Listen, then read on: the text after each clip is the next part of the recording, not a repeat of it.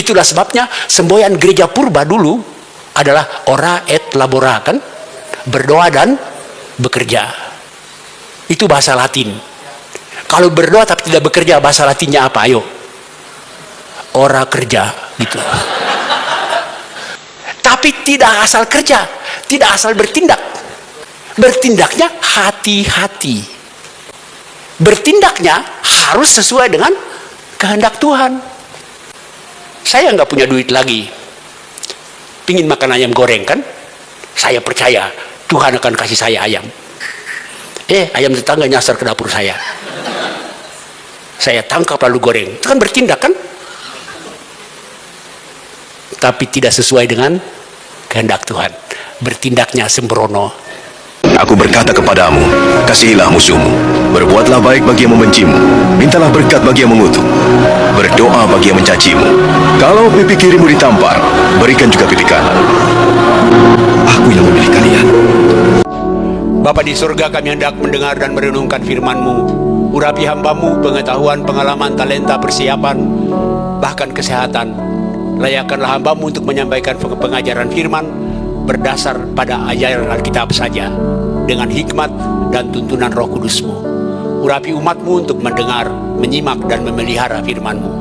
Bersabdalah ya Tuhan, kami siap mendengarkannya. Dalam Kristus kami berdoa. Amin. Silakan duduk. Shalom. Selamat sore. Dosen saya bilang begini, kalau kita mengucapkan selamat kepada orang, selamat siang, selamat sore, selamat pagi dan sebagainya, yang harus jelas ialah kata selamatnya.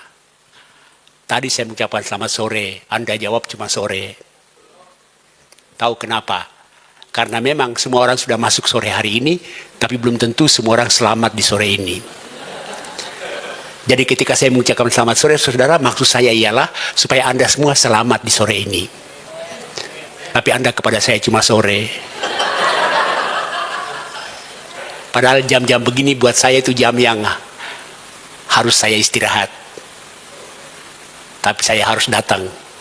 Dan saya masih selamat. Tapi tidak diselamatin. Selamat sore saudara. Selamat sore. Kalau saya lihat gambar saya mirip-mirip gembala sidang ya. Cuma beda beliau putih saya hitam ya gitu. Tema hari Minggu ini adalah kebiasaan positif orang sukses. Dan itu dalam rangka tema bulanan, mengembangkan kebiasaan yang baik. Nah, ketika saya dikasih tahu tema ini, yang pertama-tama setelah saya lihat video yang ditayangkan oleh Gembala Sidang, saya merenungkannya. Tapi saya memulai dengan pertanyaan begini, orang sukses itu bagaimana sih? Apa artinya sukses? Dan untuk itulah saya mau mengacu pada dua bagian Alkitab. Satu yang sudah disebut oleh Pak Gembala Sidang dalam videonya tadi. Mari kita buka Yosua pasal 1 ayat 1 sampai ayat yang ke-8. Yosua pasal 1 ayat 1 sampai ke-8. Mari kita baca bergantian. Saya baca ayat 1, saudara bersama-sama baca ayat 2, gantian. Saya baca dari Alkitab Terjemahan Baru edisi 2. Mungkin yang ditayangkan adalah masih edisi 1. Edisi 1 ini dirilis tahun 1974. Tapi penerjemahannya sudah mulai dari 1952. Jadi Alkitab kita sekarang ini, TB1 itu sudah berusia lebih dari 70 tahun. Sementara itu bahasa Indonesia sudah berkembang dengan cepat dan pesat. Dan ada juga pemahaman-pemahaman baru mengenai arti-arti kata tertentu. Oleh karena itu Lembaga Alkitab Indonesia pada akhir 2023 merilis Terjemahan Baru edisi 2. Tidak ada perubahan yang signifikan. Lebih banyak perbaikan tata bahasa dan perbaikan kata-kata. Salah satu kata yang diperbaikanlah sorga. TB1 menyebut sorga, S-O-R-G-A. Ternyata kata sorga itu tidak baku menurut bahasa Indonesia. Yang baku ialah surga. Waktu Eli menjelaskan itu, saya bilang begini, oh mungkin karena itu selama ini doa kita nggak nyampe. Karena kita berdoa kepada Bapa kami yang di sorga, padahal beliau tinggal di surga. Salah alamat. Bukan, itu hanya perbaikan tata bahasa. Mari kita baca bergantian. Sesudah kematian Musa, hamba Tuhan itu, berfirmanlah Tuhan kepada Yosua bin Nun, abdi Musa itu, demikian. Hamba Musa telah mati, sebab itu bersiaplah sekarang, seberangilah sungai Yordan ini, engkau pada seluruh bangsa ini, menuju negeri yang akan kuberikan kepada mereka kepada orang-orang Israel. Setiap tempat yang diinjak telapak kakimu akan kuberikan kepadamu, seperti yang telah kujanjikan kepada Musa. Dari tadi malam dahulu di Padang Hermon dan Masa, sampai ke sungai besar, yakni sungai Merah, sampai ke laut besar, di sebelah matahari terbenam, semuanya itu akan menjadi daerah. Tidak seorang pun akan dapat tahan menghadapi engkau seumur hidupmu. Sebagaimana aku telah menyertai Musa, demikianlah aku akan menyertai engkau.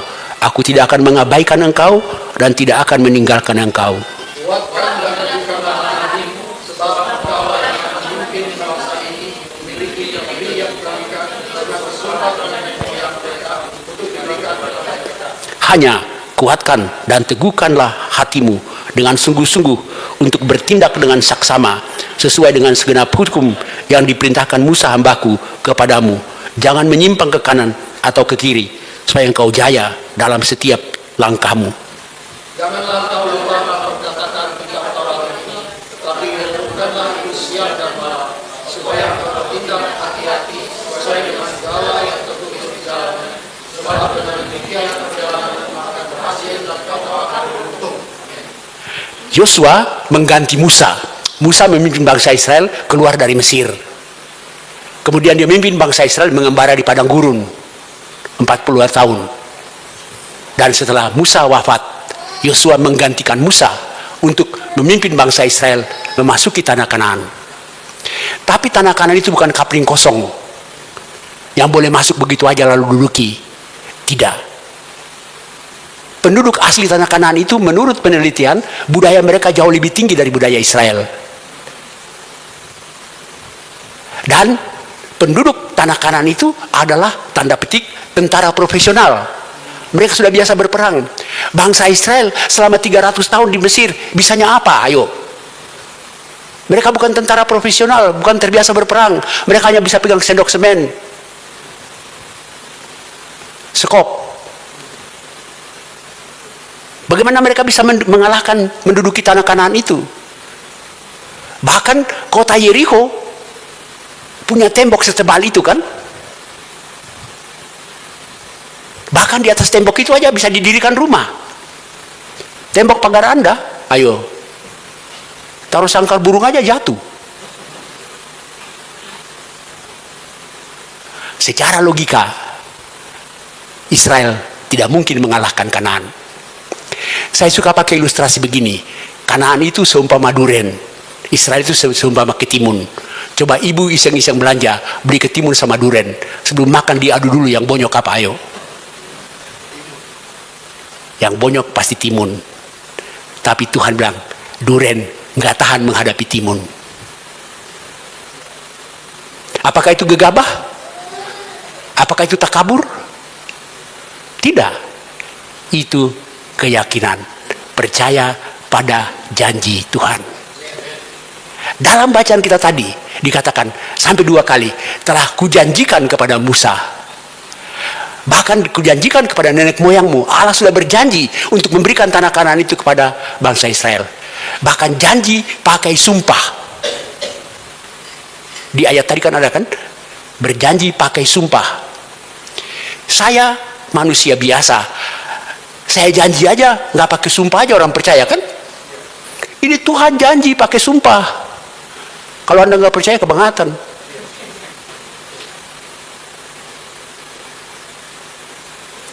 Oleh karena itu, supaya janji Tuhan itu dialami dalam penggenapan yang dilakukan oleh Allah sendiri, maka ada beberapa hal yang dituntut oleh Tuhan dari Yosua. 1, kuatkan dan teguhkan hatimu. Coba periksa dalam bacaan kita tadi terdapat berapa kali statement itu. Kuatkan dan teguhkanlah hatimu.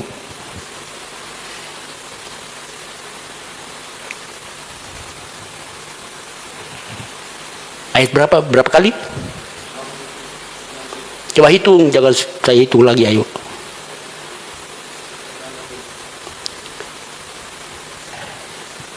Ayat 8. Kuatkan dan teguhkanlah hatimu.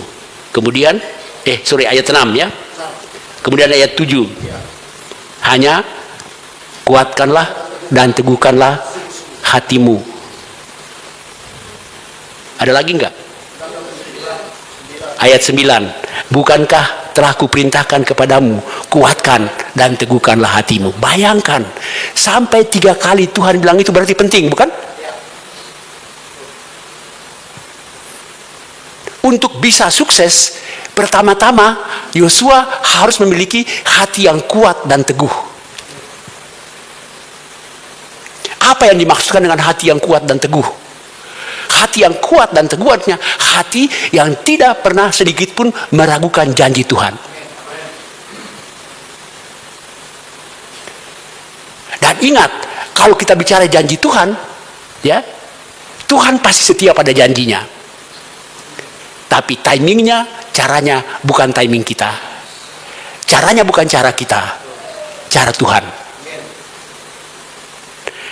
Di gereja kami dulu, waktu belum ada HP dan segala macam itu, ya, dengan teknologi modern ini, kebaktian kami, kalau di sini namanya WBI, kaum ibu, itu setiap hari Rabu sore jam 5, dan dilakukan dari rumah ke rumah. Pada satu hari Rabu, bukan saya yang terjadwal untuk memimpin ibadah ibu-ibu itu, yang dijadwalkan pendeta lain. Tapi jam 12 saya ditelepon dari kantor gereja, Pak Raprap, boleh nggak mengganti Bapak Pendeta ini untuk melayani ibu-ibu jam 5 sore? Saya bilang, kalau jam 5 sore saya nggak bisa.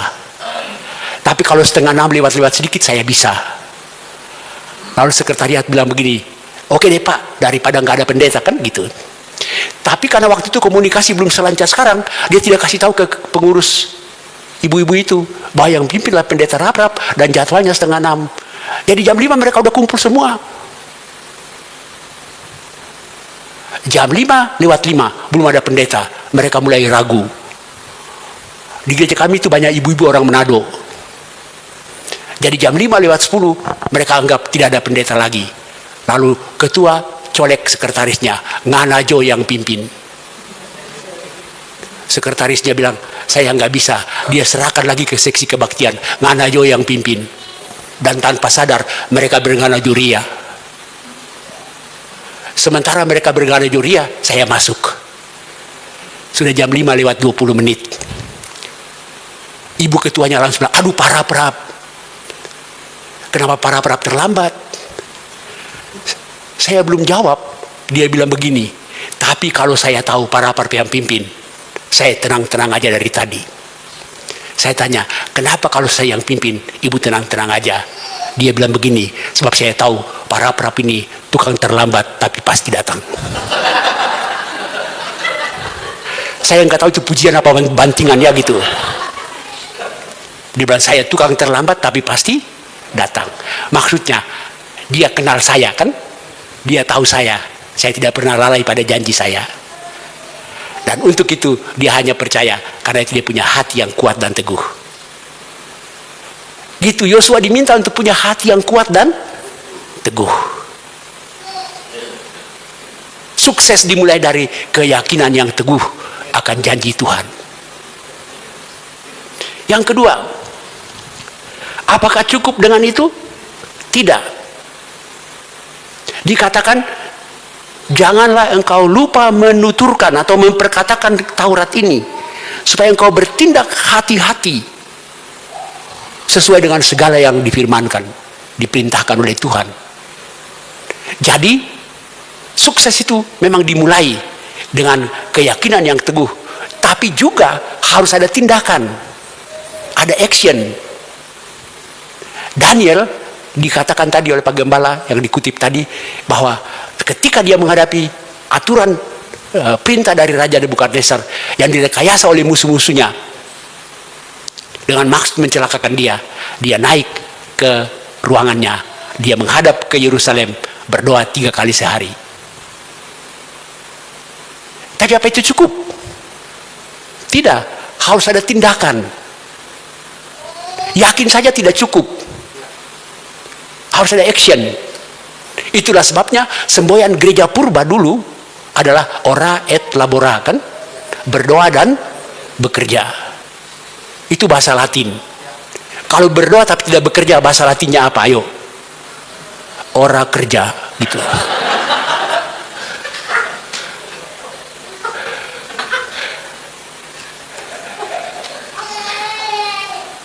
Tapi tidak asal kerja, tidak asal bertindak.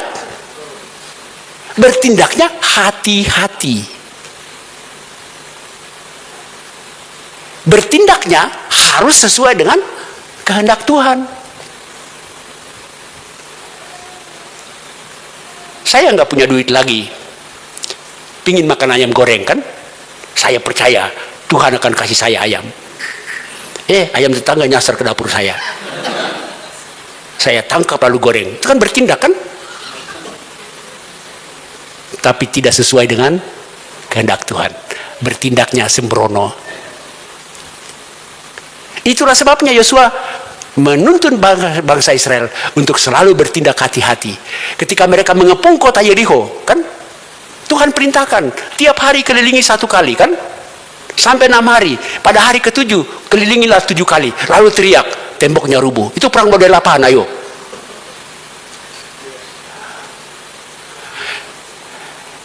Tapi ketaatan sesuai pada firman Tuhan, itulah yang menyebabkan mereka berhasil mengalahkan Yerikho. 6 kali tambah 7, 13 kali. Di kampung kami, di daerah kami di Maluku, kalau ada orang meninggal begadang, ya. Nah, kalau begadang itu nyanyian rohani, juga membuat teka-teki Alkitab, ya. Dan saya masih ingat waktu itu ada seorang bapak-bapak memberi teka-teki begini, 6 tambah 7, 13 sekaligus pecah gelas. Apakah itu? Kami bingung, apa sih 6 tambah 7, 13 sekaligus pecah gelas? Karena kami bingung berbicara, itu pengepungan kota Yerikho. 6 kali keliling, 1 hari 1, 7 kali pada hari ke-7, pecahlah tembok.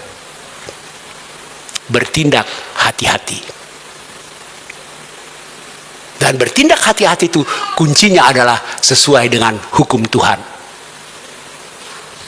Jadi, kalau dikatakan kebiasaan positif orang sukses menurut teks bacaan kita ini, ya, adalah 1, keyakinan yang kuat dan teguh, dan bertindak hati-hati.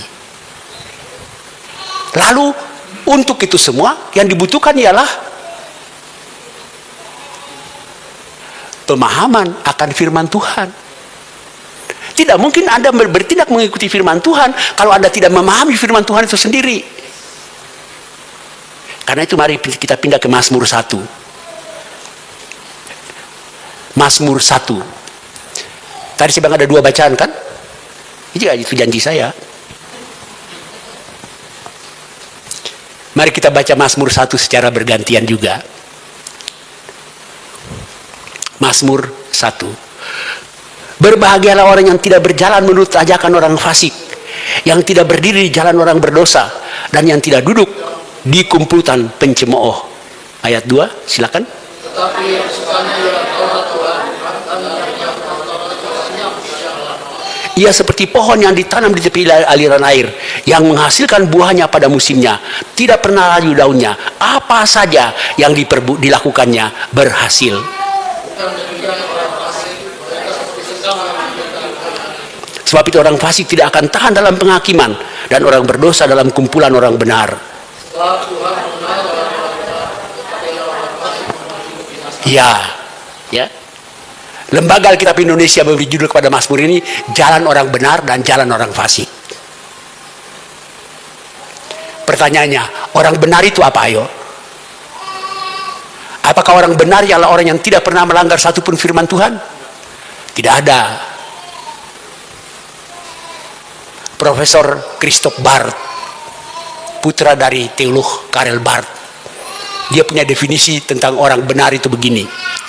Orang benar itu bukan orang yang tidak berdosa. Tapi orang benar ialah orang berdosa yang sadar dan ngaku bahwa dia berdosa. Dia benar kan? Orang berdosa yang sadar dan ngaku bahwa dia berdosa, ya dia benar. Orang sakit yang sadar dan ngaku sakit, dia benar kan? Orang jelek yang ngaku jelek, dia benar kan? Iya. Kalau saya bilang saya orang Chinese, kulit putih, rambut lurus, mata sipit, benar nggak? Enggak. Tapi kalau saya orang Ambon, hitam, keriting, jeleknya dikit, cakapnya banyak. Saya pernah berkhotbah begitu di sebuah kantor kan. Begitu saya bilang jeleknya dikit, cakapnya banyak, ada karyawannya itu juga tidak benar kan gitu. Menghina banget ya. Jadi orang benar ialah orang berdosa, bukan orang yang tidak berdosa. Tapi orang berdosa yang ngaku bahwa dia berdosa, dia benar. Orang fasik ialah orang berdosa yang tidak mau sadar bahwa dia berdosa. Itu orang fasik. Karena itu ciri orang benar apa? Ayat 2. Kesukaannya ialah Taurat Tuhan, dan yang merenungkan Taurat itu siang dan malam. Orang fasik, orang benar orang berdosa ya, yang sadar bahwa dia berdosa, maka dia suka firman Tuhan. Dia senang firman Tuhan.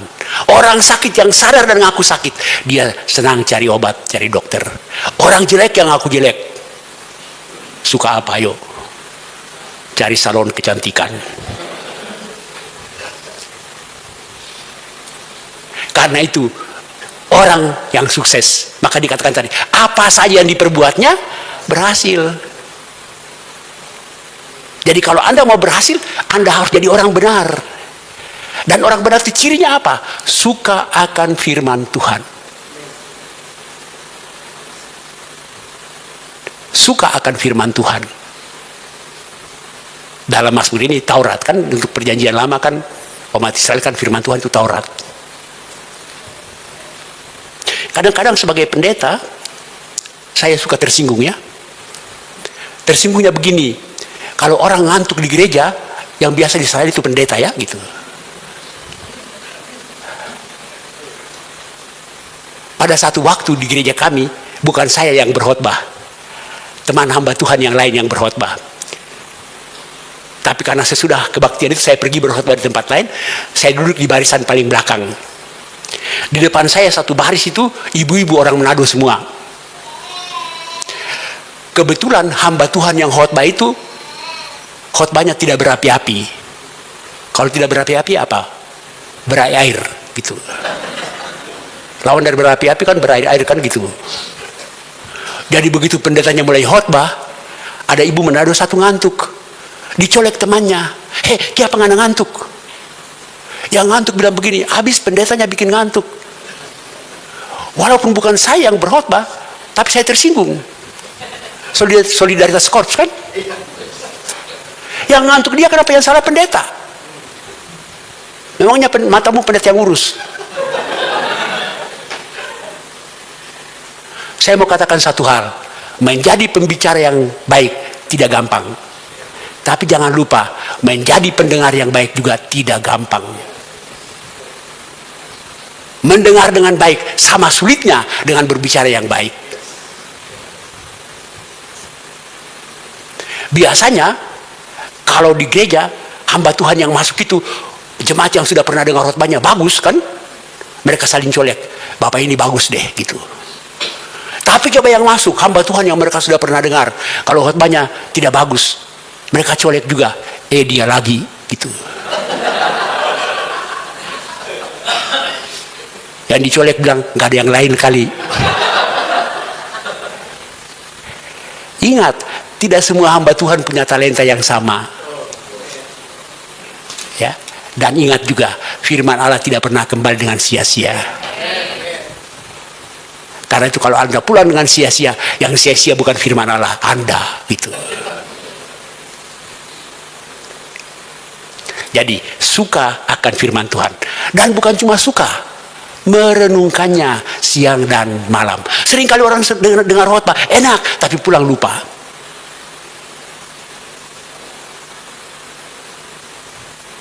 dalam peribahasa Yahudi, mereka punya kata-kata mutiara. Bolehlah disebut begitu, kata-kata mutiara. Dalam rabi-rabi Yahudi menyebut ada 5 tipe pendengar firman. Ada 5 jenis pendengar firman. Tipe 1, cepat dengar, cepat lupa. Masuk semua, keluar semua. Itu tipe 1. Tipe 2, lambat dengar, lambat lupa. Dengarnya gak nyampe-nyampe. Tapi dia simpan. Pendeta Amin, dia masih di awal. Akhirnya dia pulang cuma dengan 10 atau 20 atau 30% dari firman itu. Tapi dia simpan. 2-3 bulan lagi baru lupa, kan? Lumayan kan daripada tipe 1? Tipe 3 lah yang paling sial. Lambat dengar, cepat lupa. Dengar jangan nyampe-nyampe, lupa pula. Tipe 4 lumayan. Cepat dengar, lambat lupa. Dengarnya cepat, lupanya lama. Tipe 5 ideal. Cepat dengar, tidak lupa.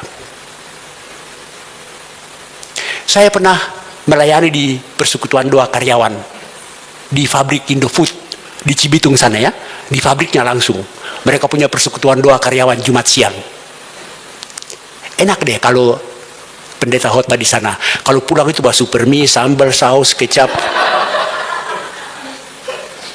Satu kardus loh. Enak deh gitu. Tapi bukan yang bikin saya ingat Indofood. Itu juga sih tapi nggak terlalu lah gitu. Yang bikin saya ingat Indofood adalah waktu itu saya khotbah tentang 5 tipe pendengar firman ini. Habis khotbah, salaman di pintu, ada ibu-ibu salaman saya. Dia bilang begini, Pak Pendeta, boleh nggak nambah 1 tipe lagi? Dalam hati saya, buku yang saya baca cuma 5. Oke deh Bu, jadi menurut Ibu tipe 6 itu apa? Terus dia ulang, 1, cepat dengar, cepat lupa. 2, lambat dengar, cepat lupa. 3, lambat dengar, 1, cepat dengar, cepat lupa. 2, lambat dengar, lambat lupa. 3, lambat dengar, cepat lupa. 4, cepat dengar, lambat lupa. 5, cepat dengar, tidak lupa. 6, tidak dengar, tidak lupa, gitu.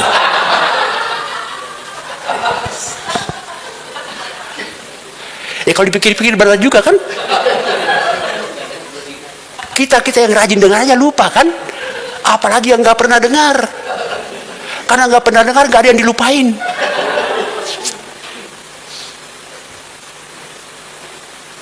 Jadi kuncinya adalah firman Tuhan.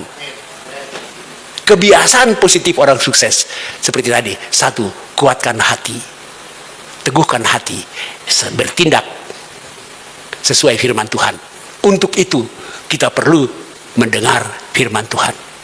Sekarang saya tanya, dalam teori ilmu berkhotbah ada salah satu metode bahwa metode khotbah itu tanya jawab ya. Saya paling senang pakai khotbah metode tanya jawab. Walaupun seringkali saya tanya sendiri, saya jawab sendiri.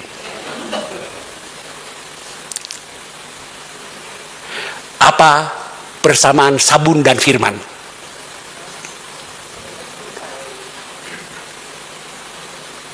Apa persamaan sabun dan firman?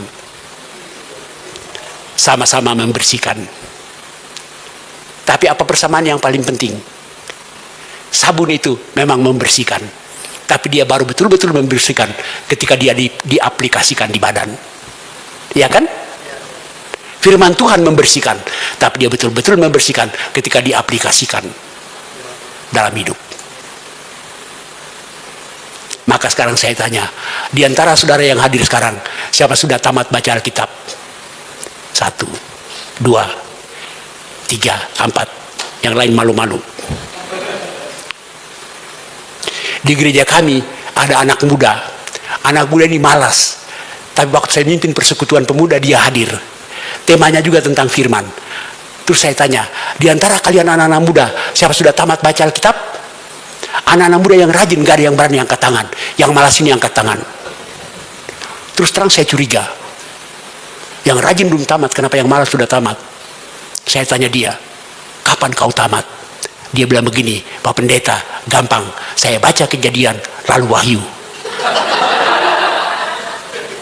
Dia baca Kejadian, lalu Wahyu, tamat, bolong di tengah gitu.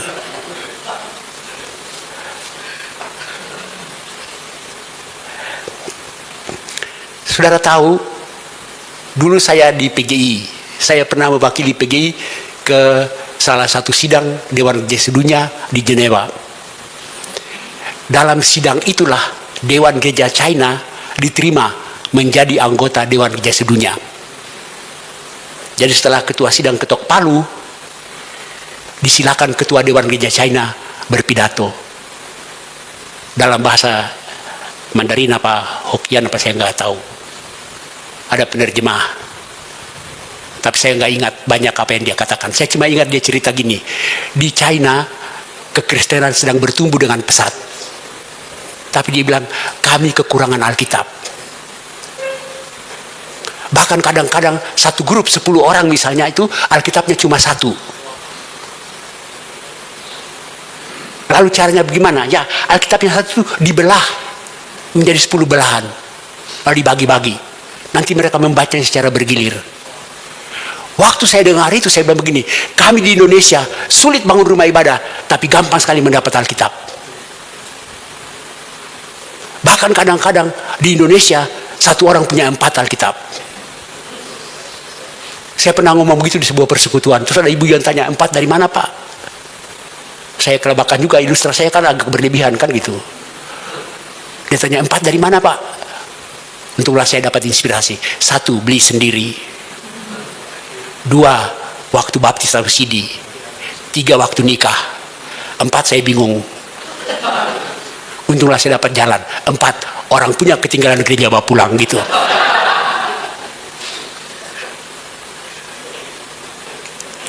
Baca enggak? Baca aja belum tentu ngerti. Apalagi nggak pernah baca, itu tipe 6.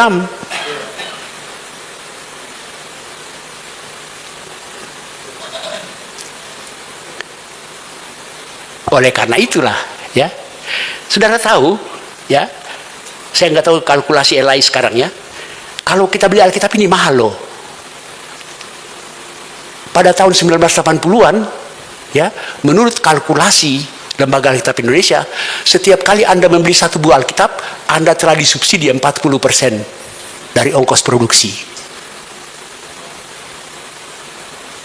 Saudara tahu, waktu itu, saya nggak tahu waktu sekarang, yang mahal itu kertasnya.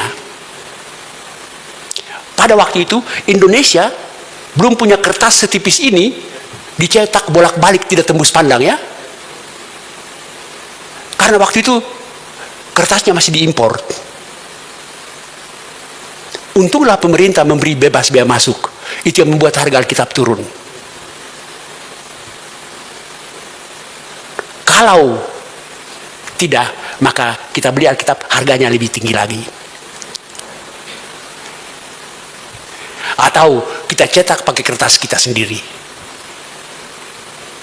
Dan itu supaya tidak tembus pandang, minimal pakai HVS 90 gram.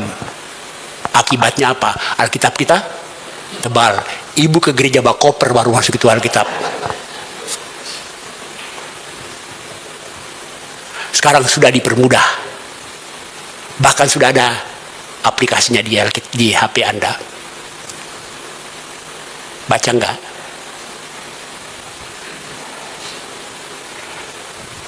Jadi, kembali ke tema. Kebiasaan positif orang sukses. Saya mau baliknya. Orang sukses tidak apa sih maksud saya? Kadang-kadang saking semangat hilang apa yang saya maksud ya. Bukan karena sukses baru dia punya kebiasaan. Bukan. Tapi karena dia punya kebiasaan yang positif, baru dia bisa sukses. Dan kebiasaan positif itu ialah, sekali lagi, menurut bacaan kita tadi, hati yang kuat dan teguh, bertindak sesuai dengan firman Tuhan. Nah, itu berarti apa? Itu berarti relasi dengan Tuhan. Seperti Daniel, relasinya dengan Tuhan sangat akrab. Dan standar minimal untuk membangun relasi dengan Tuhan itu apa, ayo? Standar minimal. Menurut saya, standar minimal untuk punya relasi dengan Tuhan cuma dua, firman dan doa. Dengan firman, Tuhan bicara kepada kita dan kita dengar. Dengan doa, kita bicara kepada Tuhan dan Tuhan dengar. Itu standar. Maka, kalau dari tadi saya bicara mengenai firman, sekarang saya bicara mengenai doa. Jadi khotbah ini baru setengah ya. Itu waktunya udah minus 8 menit, tapi baru setengah. Kan saya baru bicara mengenai firman, saya belum bicara mengenai doa. Orang Kristen itu mesti berdoa berapa kali sehari? 3 kali sehari sesudah makan. Bukan. Menurut Alkitab itu, orang Kristen harus berdoa senantiasa. Terjemahan lama sekali mengatakan berdoa dengan tak berkeputusan. Doa non-stop. Apa artinya doa non-stop? 24 jam tutup mata, lipat tangan, mulut komat kamit. Matilah kau. Untuk memahami doa non-stop, mari kita sederhanakan begini. Doa itu punya 2 dimensi. Dimensi hakikat dan dimensi liturgis. Dimensi hakikat itu begini, ya. Sambil cuci piring ibu bisa doa. Sambil mengemudi bapak bisa doa. Ketika hati berbicara dengan Tuhan, kan? Tapi doa liturgis itu butuh tempat tertentu, waktu tertentu, sikap tubuh tertentu, dan kata-kata yang ditata mungkin. Nah, bangun pagi, doa liturgis, kan? Sambil bekerja, doa hakikat. Jadi, Bapak jangan berdoa liturgis waktu mengemudi. Amin di God.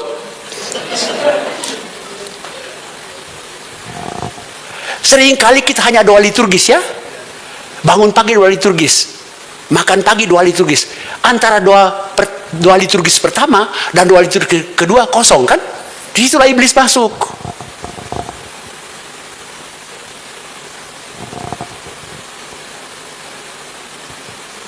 Saya mau pakai contoh gini. Telepon kabel ya. Ya. Walaupun saya tidak berbicara melalui pesawat telepon itu, tapi dia tetap punya relasi ke sentralnya. Iya kan? Artinya telepon itu tidak mati. Dia tetap hidup. Kira-kira ilustrasi ini menolong nggak? Sebab kalau tidak menolong, saya tidak punya ilustrasi lain lagi untuk menjelaskannya. Stok ilustrasiku sudah habis.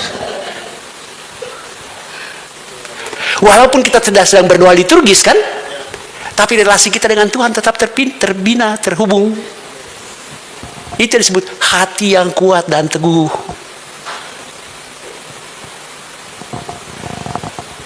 Jadi kalau Anda mau berhasil, oh ya, hampir saya lupa. Supaya jangan sampai tidak lengkap. Sudah overtime ya, gitu. Nggak ada kebaktian lagi sudah ini kan? Baguslah itu kesempatan.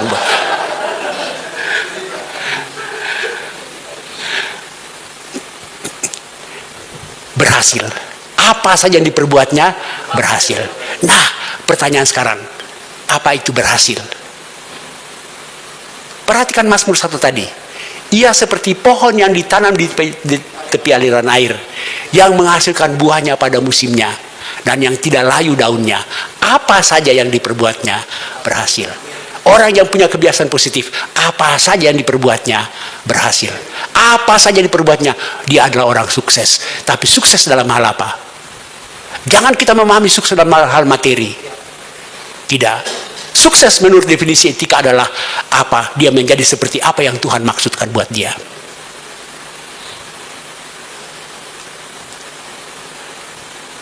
Pesawat terbang yang berhasil apa? Yang bisa terbang kan? Petani yang berhasil adalah apa? Ya, petani yang berhasil, petani yang bisa panen hasil pertanian. Bukan petani yang berhasil, petani yang pergi ke angkasa luar. Nanam apa dia di angkasa luar? Guru yang berhasil ialah yang murid-muridnya pandai. Gitu. Gembala sidang yang berhasil adalah yang umatnya bertumbuh dalam iman. Itu berhasil. Bukan berhasil berkaya raya. Pohon mangga yang berhasil adalah pohon mangga yang mengeluarkan buah mangga. Tidak mungkin pohon mangga yang berhasil, pohon mangga yang mengeluarkan mangga, jeruk, pisang, nanas. Itu pohon rujak. Jadi jangan Anda mengerti sukses dalam pengertian materi. Sukses artinya menjadi seperti apa yang Tuhan maksudkan.